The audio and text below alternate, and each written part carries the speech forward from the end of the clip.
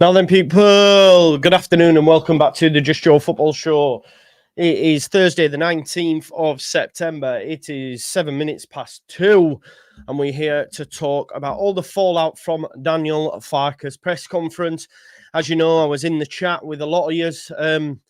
Again, there's a lot that are not feeling Daniel Farkes, and that is everyone's prerogative. I know there's some of you that also are of that thinking.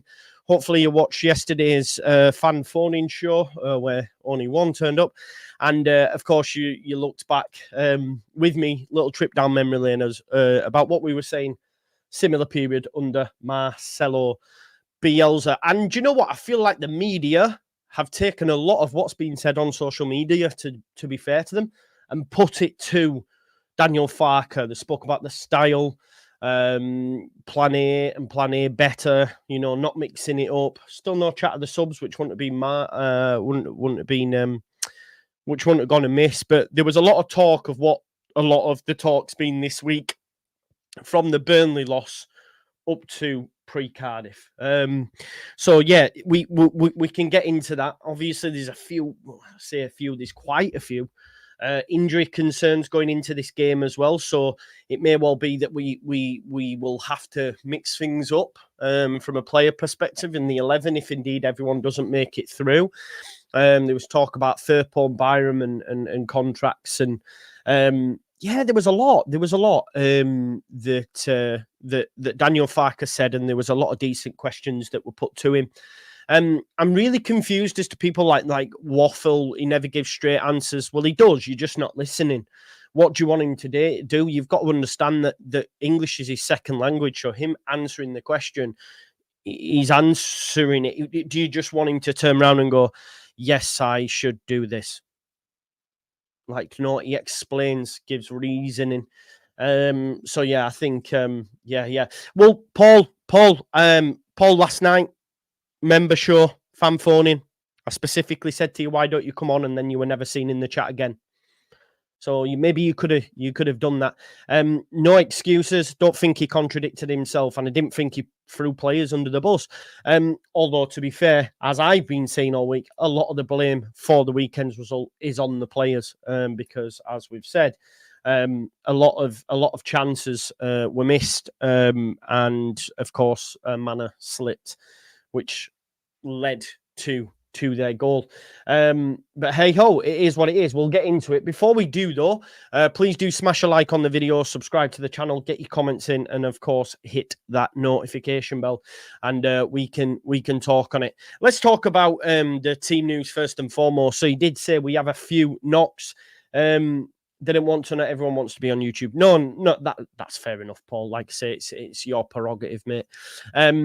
Farkes on team news. We had a few little knocks and hits and problems during the week. Rodon missed 2 training sessions due to a glute problem.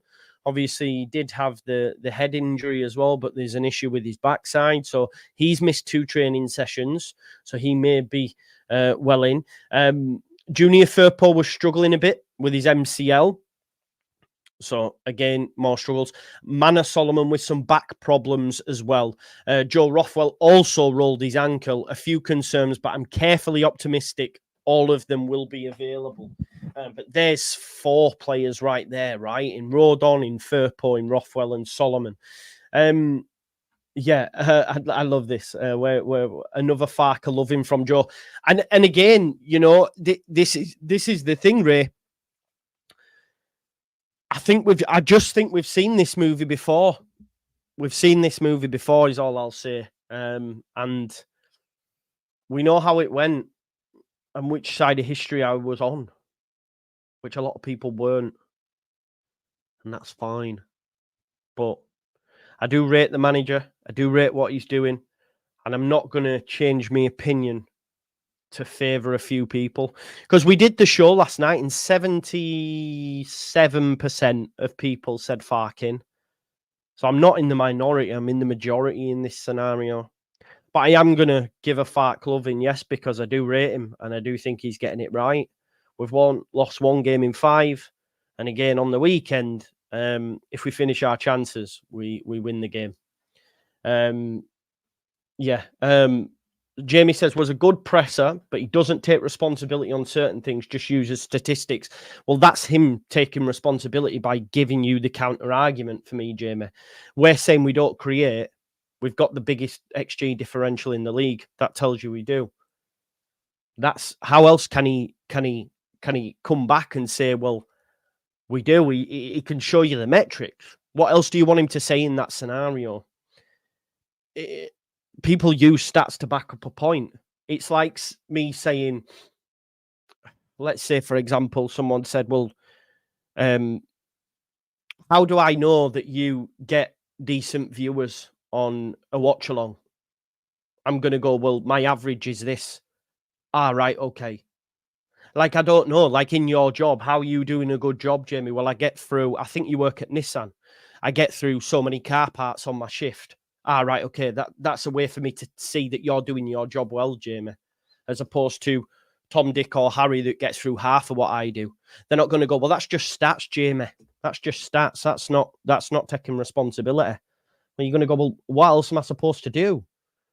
When you are asked a question about being profligate in front of goal or not creating or not having enough of the ball or whatever, you're going to go around and go, well, actually, no, we had 70% of the ball. So I don't think you're right. So I don't know what more you want. If you can explain it a little bit more, we can talk about it. He is certainly under pressure. You could tell by his voice. Hope we get on a roll, as I like him. Good press conference. People need to be careful what they wish for. Agreed. There's loads of comments coming in. If we are using stats being in our favour and missing chances because the reason we lost the game, no, that's not true though, is it? Because we've lost one game. Jesse wasn't losing one game. If we'd lost loads of games, fair enough, but we've lost one, Jamie, so it's not the same. So Jesse Marsh said metrics were trending up, but ultimately we weren't winning games. We've lost one. They're not comparable at all. They're not comparable at all. Definitely not. Oh, yeah, different squads entirely, Paul. I don't hide from that fact, 100%. I'm just saying, we were saying the same things. I went through comments where people said, if you've watched the video, please watch it to the end. I was bemoaning Bielsa. Connor was bemoaning Bielsa. And the comments at the end said exactly what people are saying now about Farke. He has no plan B. We can't create chances. It's exactly the same. Yes, he has better personnel. Will Bielsa do better with this squad? Yeah, probably, because he's a GOAT. But I'm just saying we're saying similar things stylistically. But yeah. The reality is that Joseph missed, Nonto missed an obvious pen. Yeah, exactly. Yeah, 100%.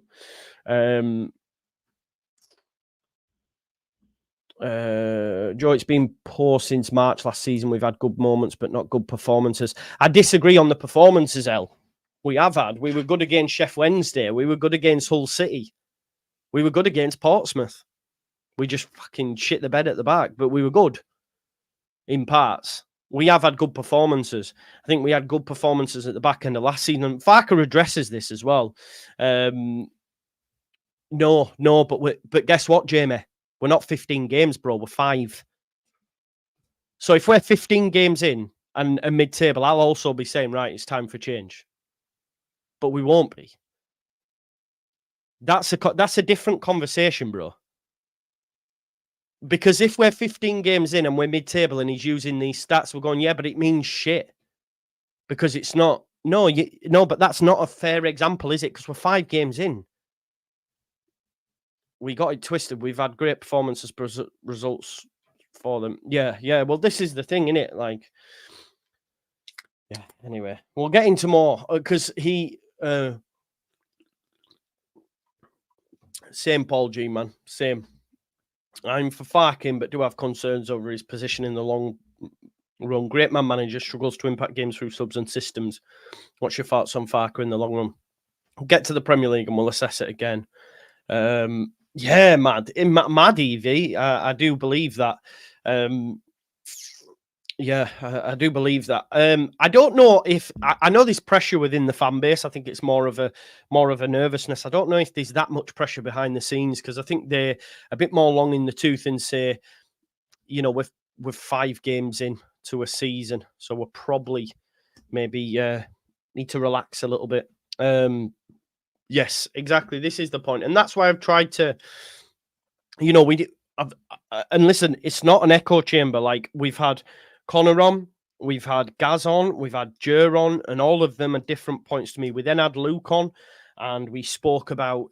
We then did the video where we looked back, and I'm not the only one who did that. Like, Rob Conlon was the one that I heard it on the square ball and thought, do you know what, I'll have a listen. And then we did the fans phone in tonight. Now, of course, if we lose at Cardiff and it's stinking, then it's not good enough. And then you're looking at another tough game. But right now, it's 1 loss in 5. And looking back historically under this manager, I'm more than happy with the way this will go.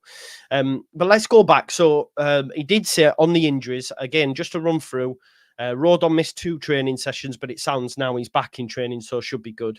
Junior Firpo was struggling, so you'd hope he isn't now. Joe Rothwell rolled his ankle. He'll be riding bench anyway, but he rolled it, past tense, should be all right. Few concerns, but he did say the biggest question mark is Solomon. So if anyone's going to miss, it'll probably be Solomon, which will feed into the narrative and being injured, etc. But it is only just a back problem. But if Solomon's out, I'd imagine he goes Nonto left, Ramazani right. He did say Voba's back in training, just a light session. We'll wait to see how his body reacts, so it's probably too soon for him. And he spoke about Patrick Bamford being in team training since last Tuesday, but he's not 100% yet because, of course, he hasn't played for a long time. I think 5 months ago is when he last started a game. But every day is beneficial for him, and he's edging closer to getting match fit and sharp. So it won't be long before we start to see Pat. And it won't be long before I think we see him start a game, if you want my honest opinion. I know people won't like to hear that, but I think it'll happen. He was asked specifically on Bamford. He said, look, like all players, he can't wait to be re-involved. He tries to earn his place back in the squad, and he's edging closer. So it sounds like he might not even make the bench at the weekend. Maybe Farke just wants to be 100% sure on him.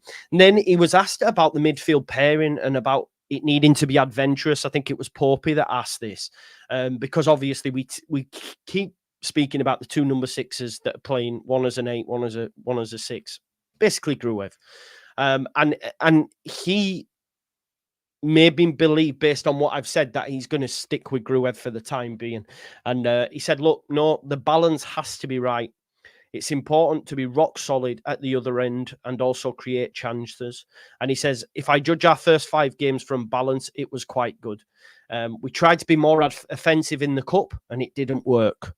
We lost that game 3-0. So I wonder if that's put the shits up Farke. And if you then think after that 3-0 loss, we then go to West Brom and get 0-0 and barely attack at all. So it genuinely looked like he just went there and said, defend, don't attack, defend. I know we didn't like that, but we got a point, and then we see 3 clean sheets on the spin of the back of that. So he said, we did try to be more offensive in the cup. It didn't work out. We can do this, but in general, when I judge the last 4 games, we have conceded 1 goal after a slip from Mana. So I think he will keep that same midfield.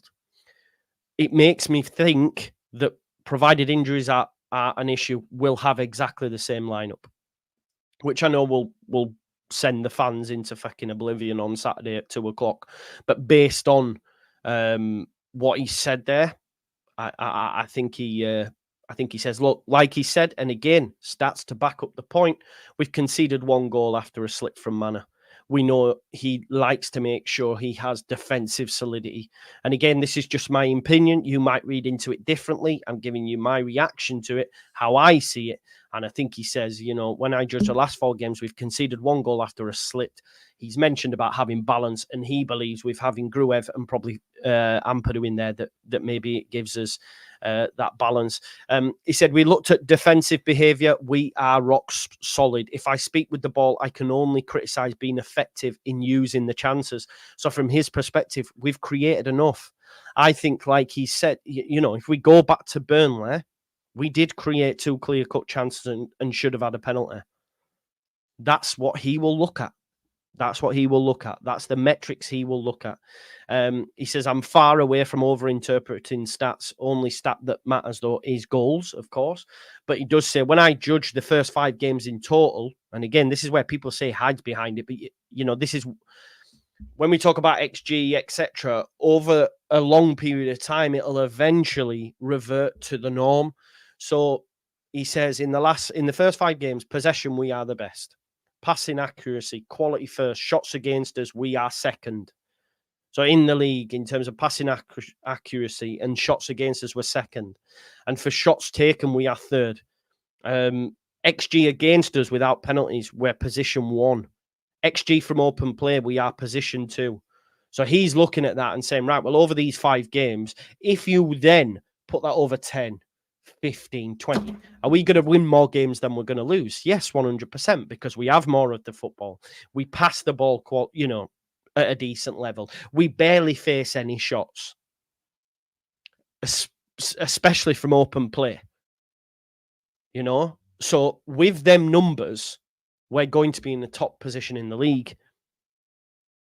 And he says, but why aren't we right now?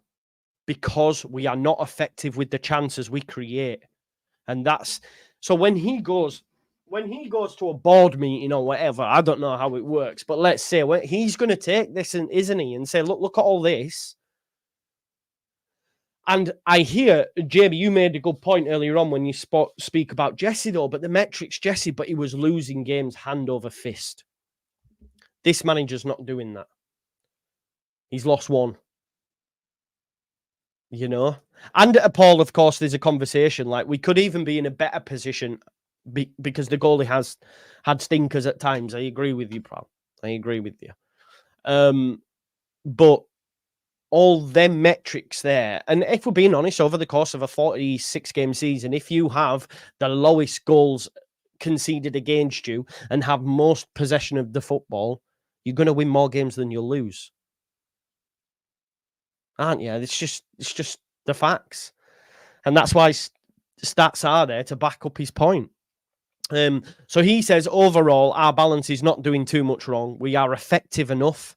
All of our offensive players are motivated to score goals. We work with many young players and do not criticise them too much. Most expensive players are in offence, are coming back from injuries. We are playing with many young players and I have to back them with an arm around the shoulder. We have to be more effective with the chances. And again, this is where I laid the blame at the players' door after the weekend. Had we have taken our chances, we wouldn't be having this meltdown that we've had this week because the numbers would back up a positive result for Leeds United. It just so happens that Joseph and Nonto fluffed the lines and the referee didn't give a penalty, which was a stonewaller. Now, of course, if that continued to happen, then we can have a different conversation because we go, yep, the players are letting us down.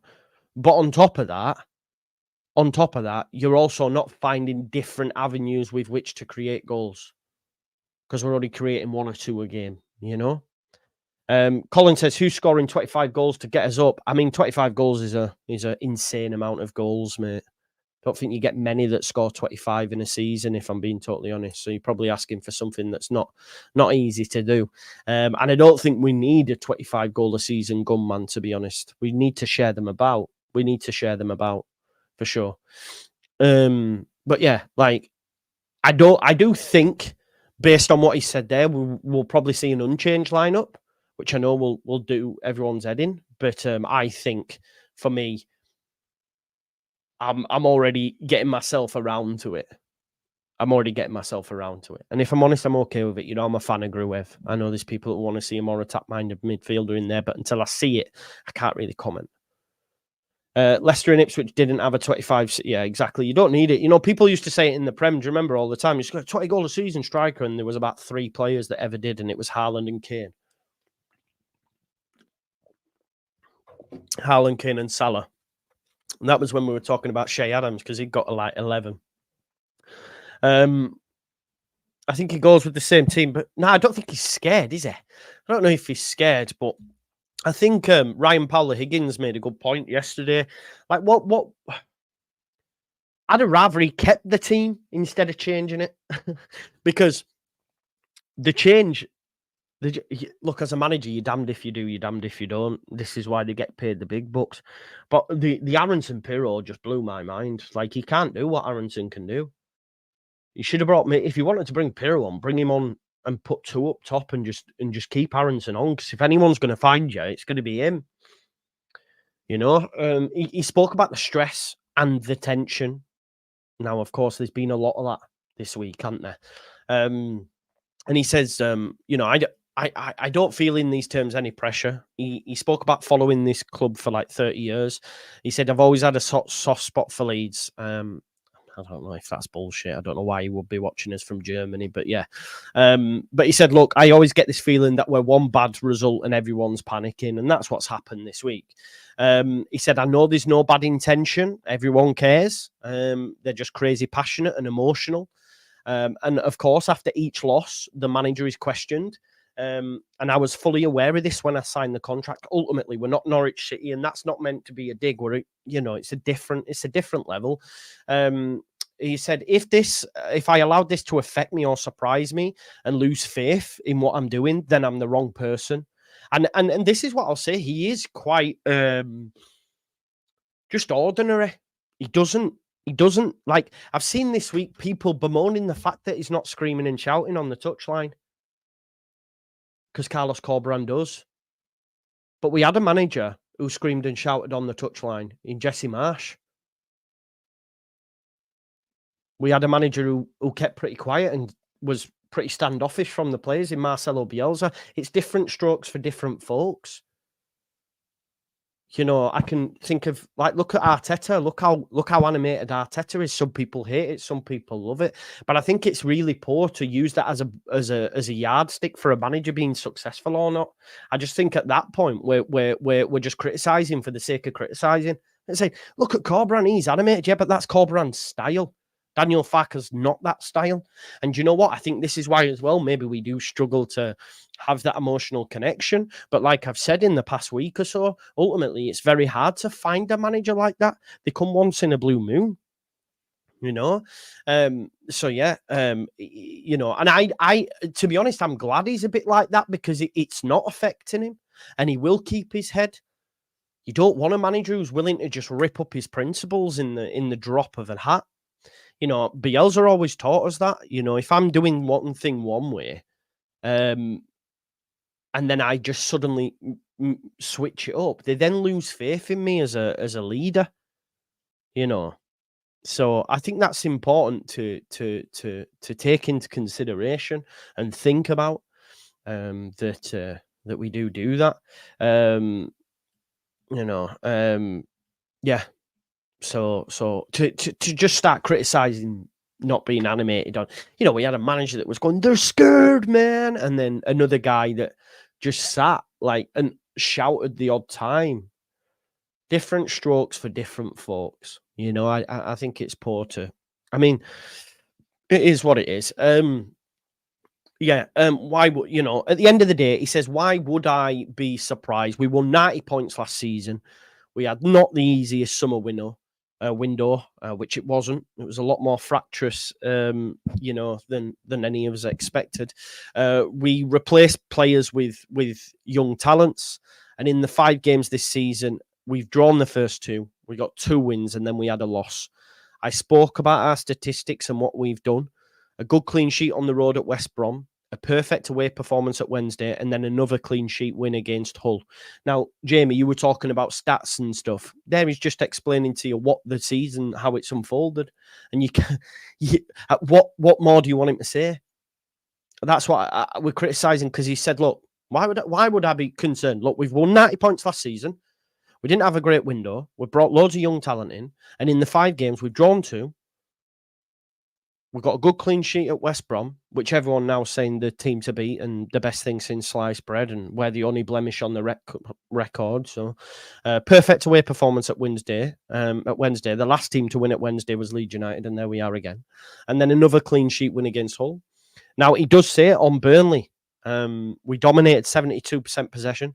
We had 9-1 corners, 3 times the XG they had. So again, we were profligate. And if I'm really honest, last season we got really good results against the top teams, but none of them were none of our wins were as dominant as we were against Burnley.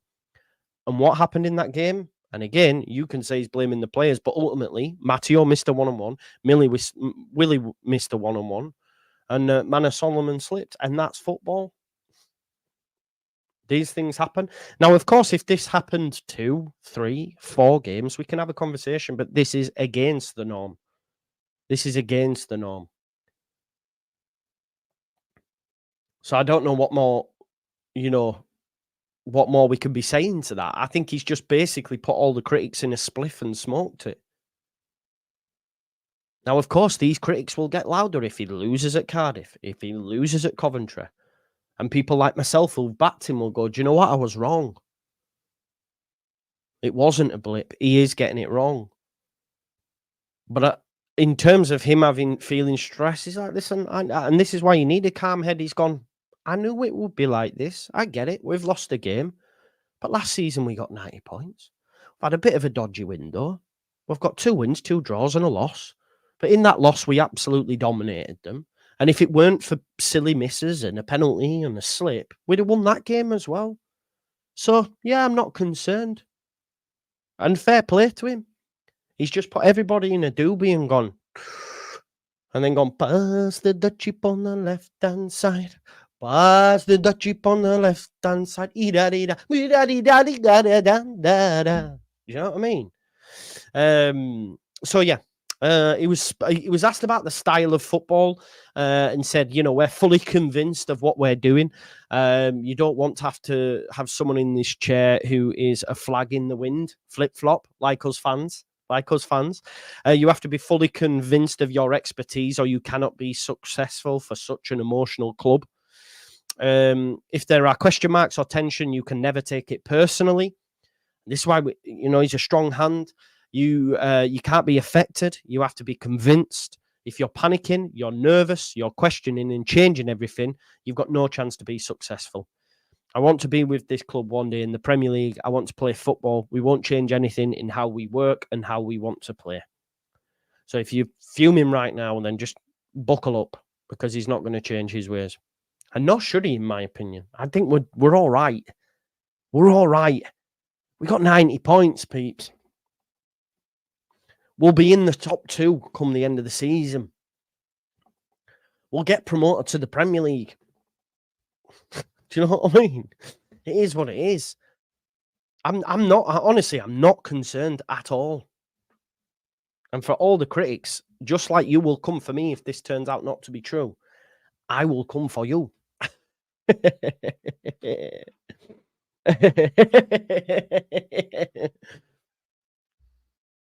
But this is why we love it. It's all a bit of fun, isn't it? It's all a bit of fun. Yeah. So on Cardiff, and again, I've seen people like getting annoyed that he was saying that Cardiff will be tough and going, why are you getting excuses in? Do you expect a manager? You tell me whenever you have seen a manager come in a press conference and gone, yeah, it'll be easy. They've conceded 11. We've scored 1. We're going to batter them. Never.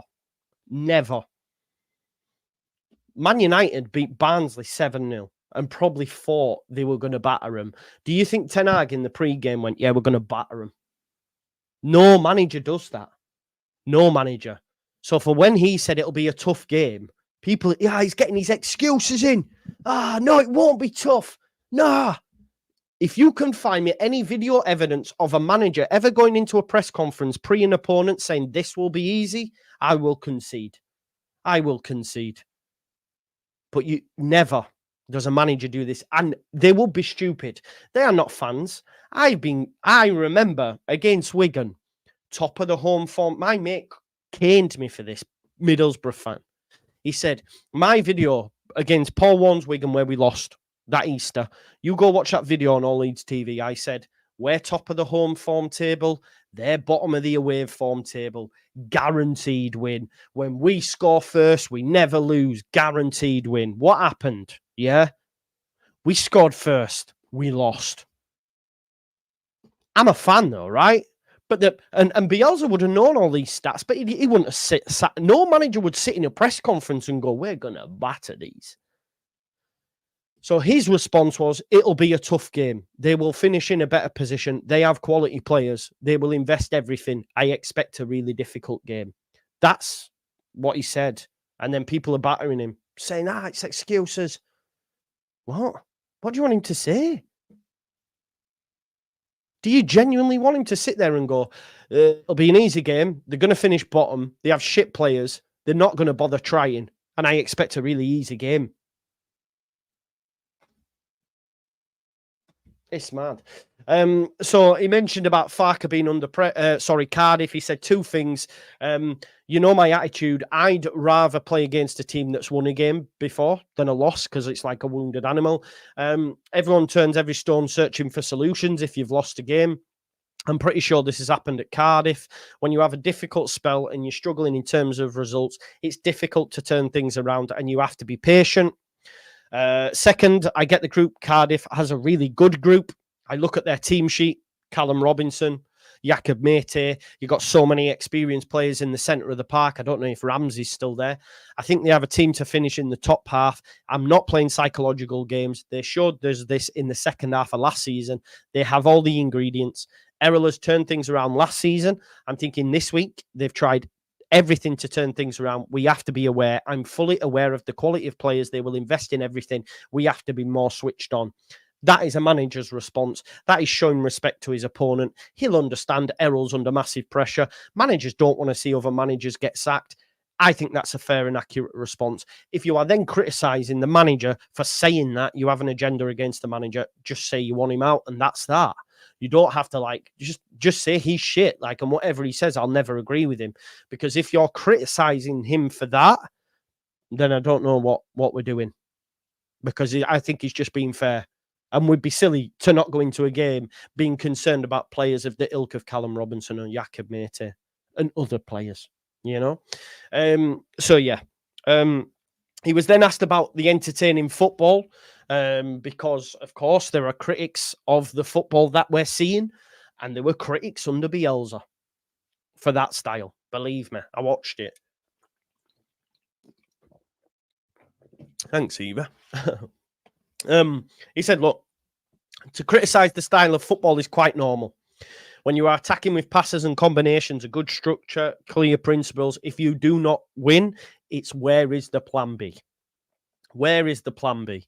Which I went back and found a comment and people were saying that about the big man. He doesn't have a plan B, will never get promoted, which is what people are saying right now.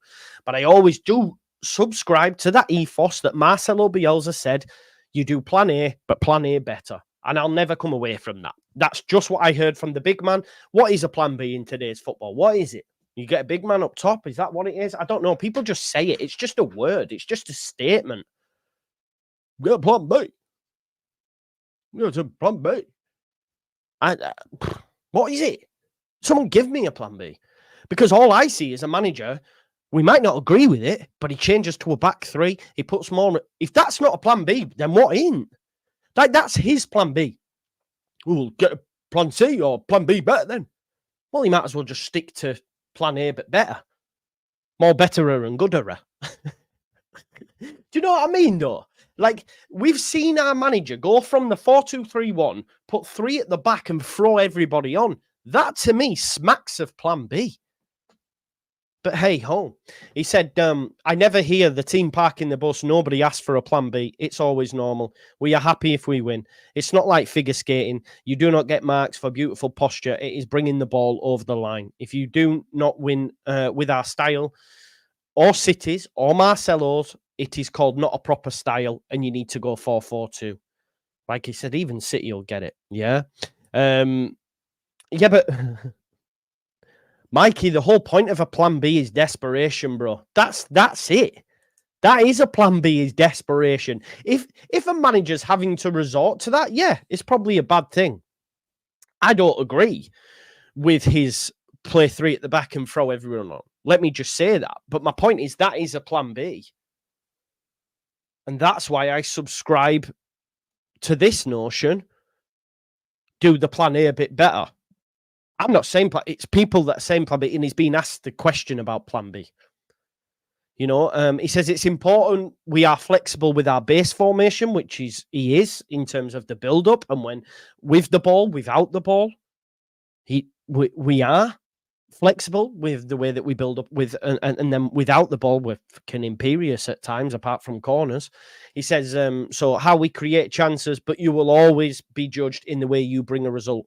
Mana was excellent in the last game, but everyone is talking about his slip.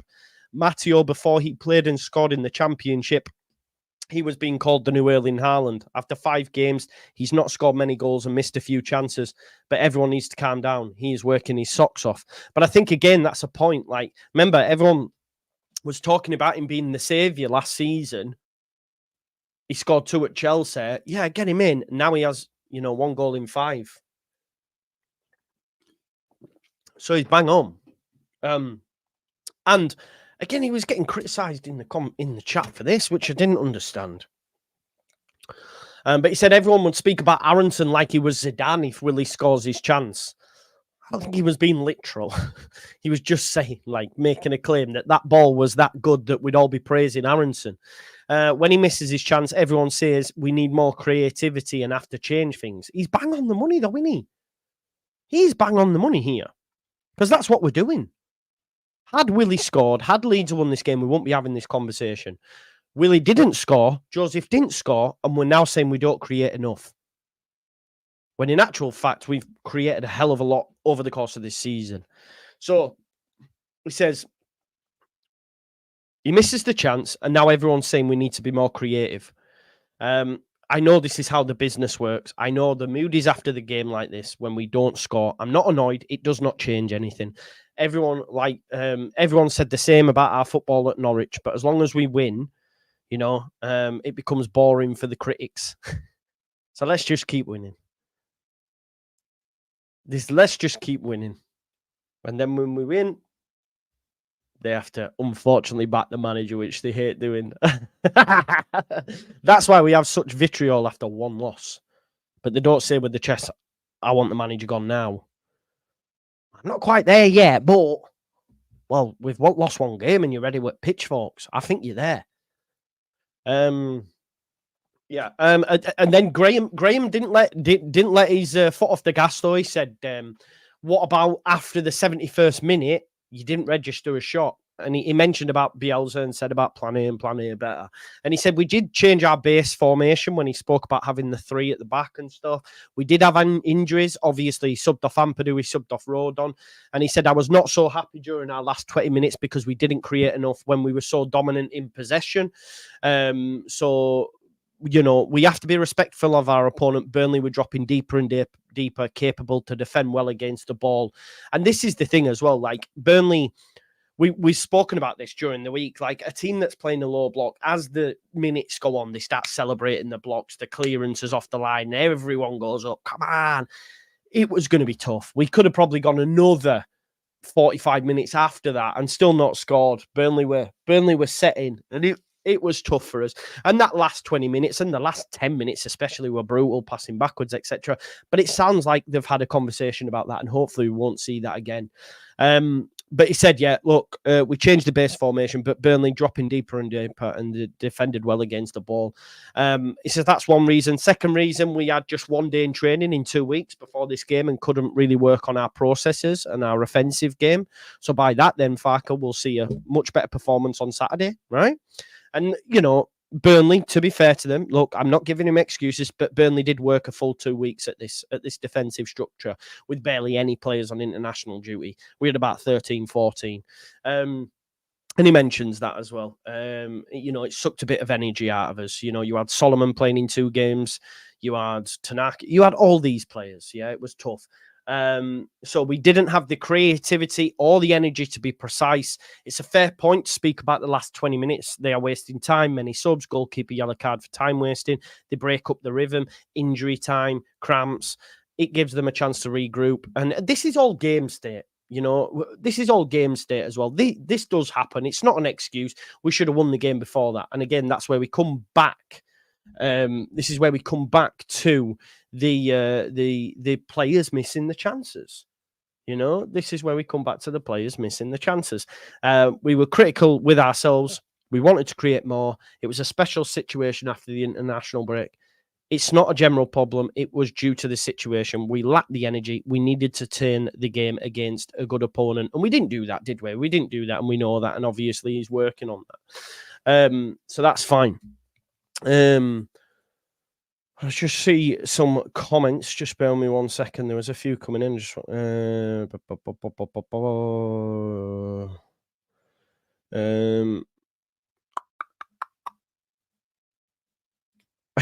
Sean, you're the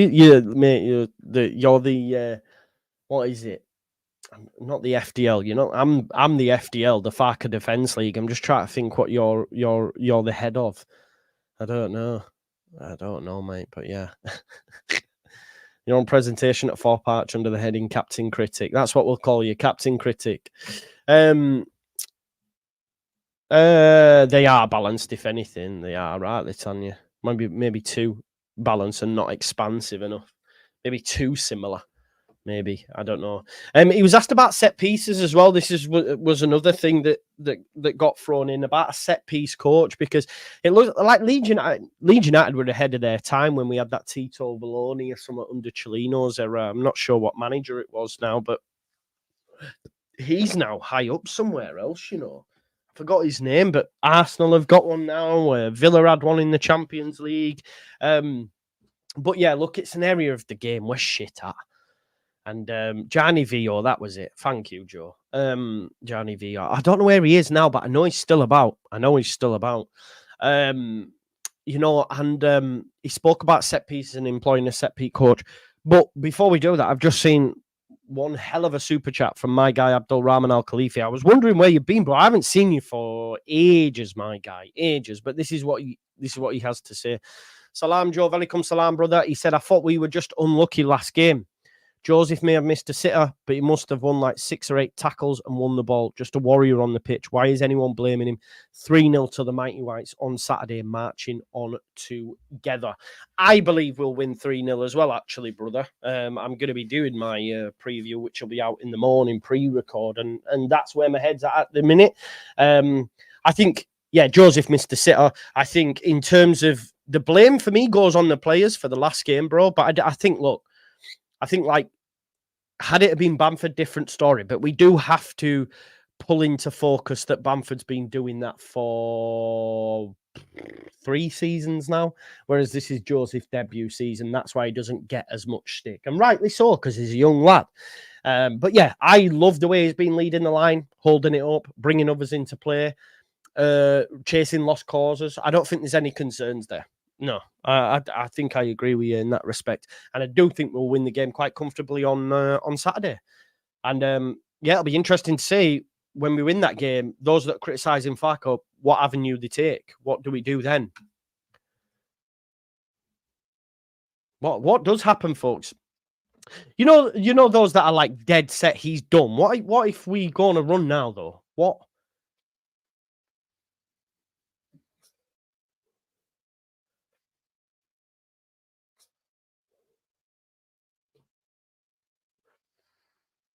Don't actually know. It'll be, but it's boring football, yeah. Yeah. Okay, so in terms of set pieces, because this is an area of the game, and again, I can't help but think it's not really Farkes' fault, people, because our defenders get on the end of him. They just can't fucking head the ball. Do you know what I mean? He says, if you play with these types of players, you get magic and creativity, but they rarely come from a set piece.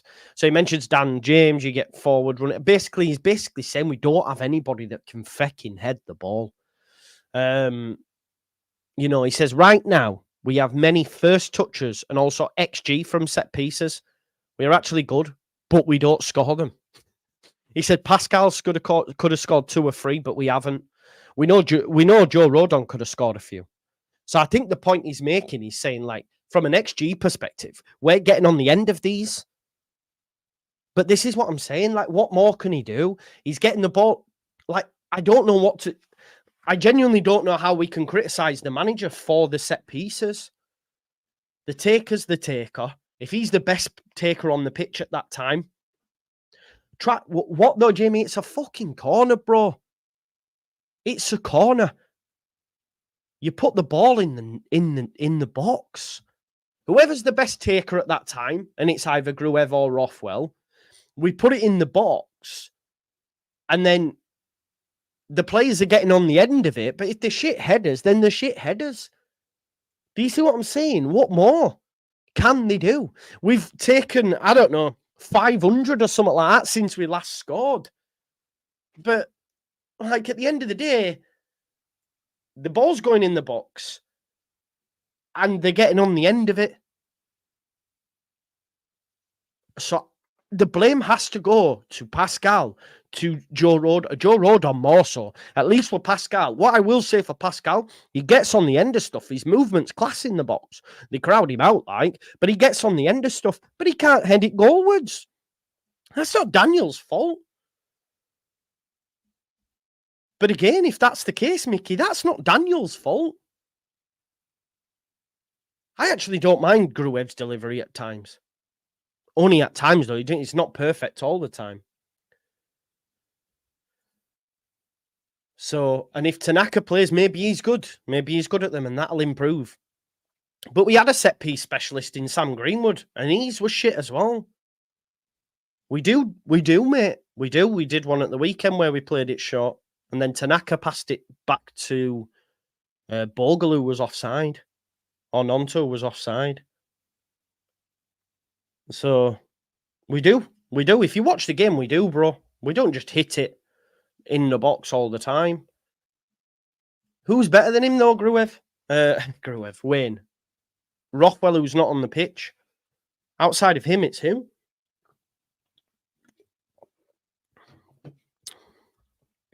Well, there is. There definitely is. There definitely is. Because everyone tries to get on the end of it, like there is. Yeah, I don't know how you improve someone heading. And I can't wait for us to score one. But no disrespect, if you look at our corners this season, there has been some shocking misses. Shocking misses. That's not on the manager. That's on those that are heading the fecking ball. If Van Dijk's on the end of them, they're in back at net. Bloody hell, if Wout Face and Vestergaard are on the end of them, they're in back at net. Both of them can head the ball. Our centre-backs can't head a ball. Pontus Jansson, Kyle Bartley, even Cooper. I think that's the last time we scored from a corner is Liam Cooper. I think that's it. That's got to be it. Or maybe Strout, but it was on the deck. The last header is probably Cooper. Yeah, exactly. That's all we can do. Maybe Voba. Maybe if Voba gets some minutes, he'll get on the end of him. Maybe him. Amps is in there. Amps is terrible. Amps is terrible. Sean, do you think this isn't what's happening? Do you think that's not happening at a professional football club? Do you think, I mean, we can't even quantify that. That's crazy because you're criticising someone. You don't even know that that's not happening. Come on, bro. The professional footballers, I think they stay shooting practice corners, everything. Come on now. They do this, especially when you consider that they're not scoring them. So don't think that they haven't been doing that. Come on. But, yeah. Yeah, that's true. Yeah, Chris Wood. Yeah, he was a great header of the ball as well. 1-0 Wood. Yeah, so I don't know what we're supposed to do with that. At the end of the day, folks, you know, he says the feeling is we're edging closer. Well, hopefully, because we're getting on the end of them, but they just can't. Like he said, Pascal could have scored 2. Well, I know. So what are we doing then, Sean? Like, what? That's silly then, isn't it? We can't quantify that, so there's no point then. Because you could go, well, how do you know? And I could go, well, how do you know? That's a silly point. Yeah, so it's, yeah, I don't know what... when your manager or when the set pieces are creating decent XG, then you're saying, right, come on, lads, you need to fight back at net now. You're taking piss. These are the facts. The XG from corners, according to what Farkes told us, and of course he'll be up to date with this,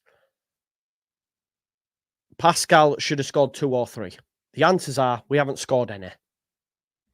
That's not on the manager. That's on Pascal Schrauk. I've always said, how many times? We said this last season, he's got a 50 period. People who watch my, I'll say, right, on it, Strauch, but hopefully it's on the deck. I've called him Crichton. We've called him Crichton. We've called him 50 period. We've always said he gets on it, but he heads it. So we know this. We know this already. So we can't really criticise the manager for that. Unless he just says, right, I'm going to take your head off and replace it, or unless it's a different centre-back. The personnel, unfortunately, don't allow us to be good from set pieces because they can't fucking head a ball. That's not his fault. I swear to God, it's not his fault that they can't head a ball. Now, could they have bought a centre-back that could? Yeah. But then who are they starting ahead of? Are you dropping Rodon or Strauch just for someone who could head a ball? So, unfortunately, it's just an area. Look, some teams are great at set pieces, other teams aren't. West Ham. I remember West Ham scored a hat-trick of headers against us. They were animals at it. Rice. They had Zuma. Ogbonna. They had, what's his face, in the centre of the park who scored 2 against us. Soucek. They were Soufal. They were just animals at heading the ball. They had great crosses of the ball. And we couldn't defend them for Toffee. I remember under Bielsa, or it might have been even under Jesse, when we get a corner, just put it on the centre circle because we're going to concede. Some teams are great at them, some teams aren't. But what I would say, it's more so on the individual players. Yeah, you can come up with structures and stuff like Arsenal tend to do, but Arsenal have great headers of the ball as well. Great deliverers of the ball in Saka and Rice. And great headers of the ball in Gabriel. Yeah, Zuma can fly. You know, so we just have shit headers of the ball. So I find it too hard to criticise a manager from corners. I do, honestly. I find it really hard. Yeah. He then spoke about last season as well, on critics comparing the end of last season to this, because we're talking about 4 wins in 14 instead of 1 loss in 5, whatever the metric is. And he says he doesn't agree with it. You know, he doesn't agree with it.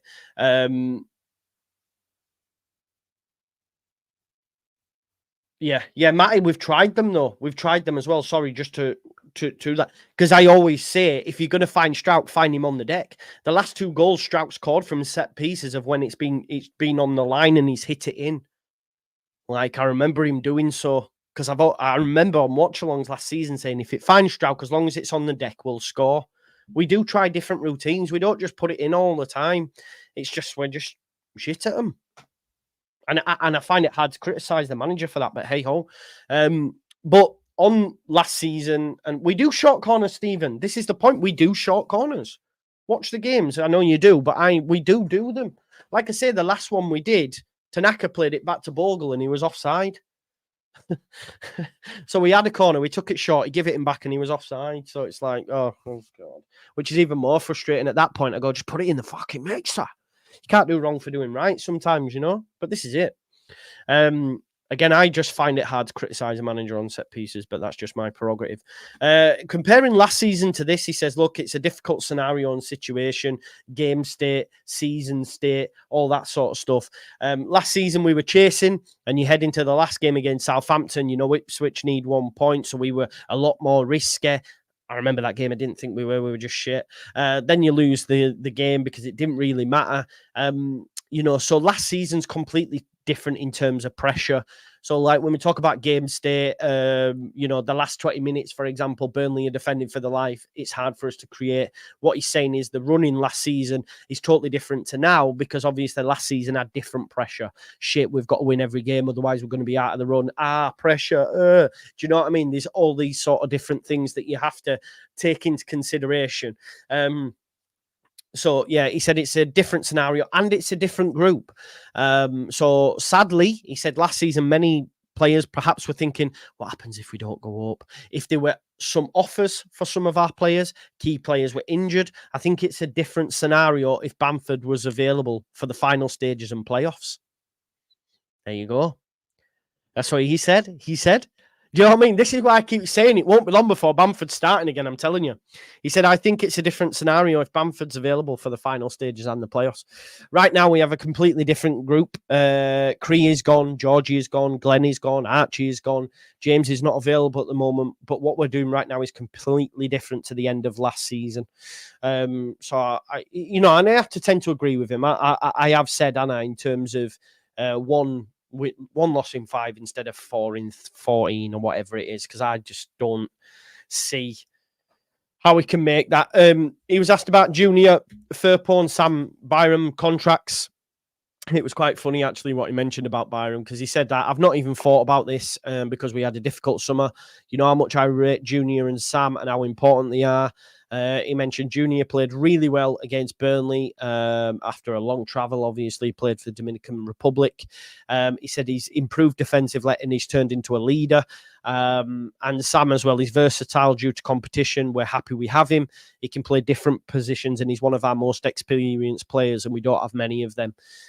So happy with them. I don't think Sam will get a new contract, depending if we go up, but I think Junior will. And he did say, I'll tell you a funny story. He says Sam was complaining the other day because he's an academy product. He's been here like over 10 years in all total. And he said, but boss, he said to Farke, I'm from this region. I'm from Yorkshire.